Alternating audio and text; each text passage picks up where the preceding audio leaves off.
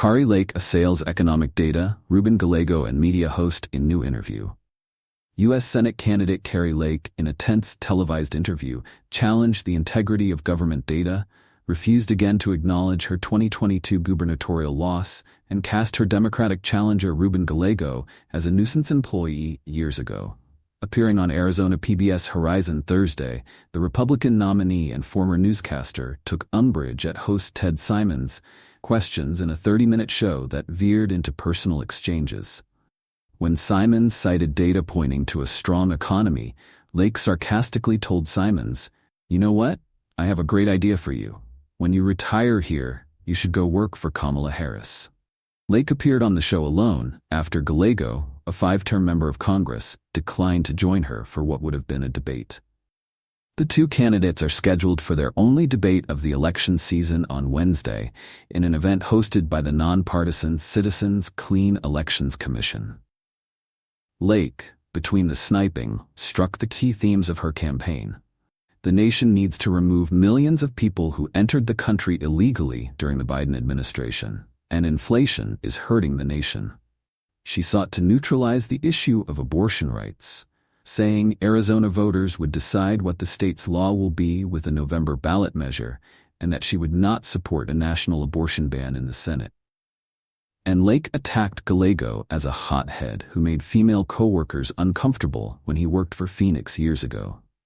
Hannah Goss, a Gallego campaign spokesperson, said Lake's comments in the interview are an example of why she is unfit for office.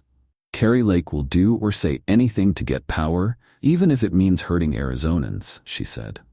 This election is a choice between a Marine combat veteran with a lifetime of service and a power-hungry liar who wants to ban abortion, and that's exactly why Arizonans are going to elect Ruben Gallego in 32 days.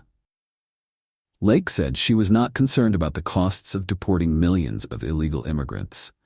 "This has been an invasion of our country, and it's not fair to the American citizens," she said. "I don't tend to believe the Biden administration. They've lied about numbers when it comes to jobs. I don't believe we have an accurate figure about how many people have poured in. This is affecting our economy and our ability to afford things, Ted. I know that you care more about people here illegally. I care more about the American citizens."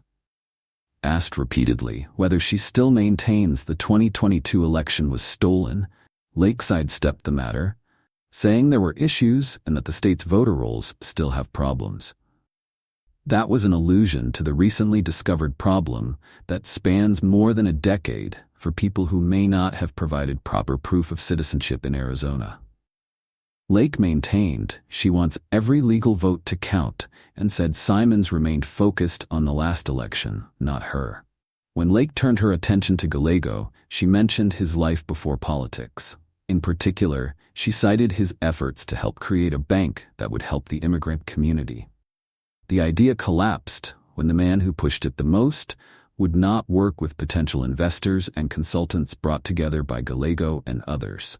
Lake incorrectly accused Gallego of bilking people out of their life savings.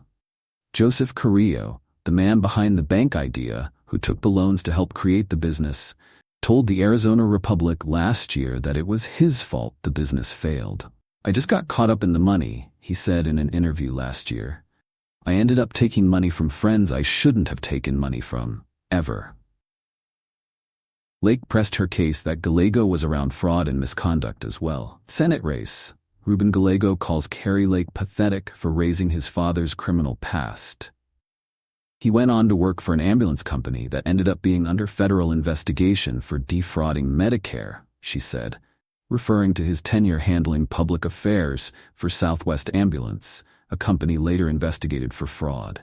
Months after the company was sold and he was laid off, the new private owners filed for bankruptcy and settled a federal probe of excessive Medicare charges for $2.8 million. When he worked at City Hall, he had many accusations of harassment, one by a 20-year-old female intern, Lake said. When she complained about the harassment at the hands of Ruben Gallego, he got her fired. That references an incident Gallego mentioned in his memoir, "They Called Us Lucky." "I yelled at a staffer for not doing something for a council member," he wrote. "She started arguing with me. I yelled back and slammed my hand on a table. Humorous under other circumstances, I guess. Politically motivated, maybe. But serious enough that I ended up being investigated for harassment. Not sexual harassment, just plain old harassment. I was cleared. Lake said she would add a needed change to the Senate as someone who was not a career politician. She said she could work with Democrats on Capitol Hill. Of course I can work with Democrats. Let me remind you, I worked in the media for 30 years. 95% of the people in any news operation are Democrat.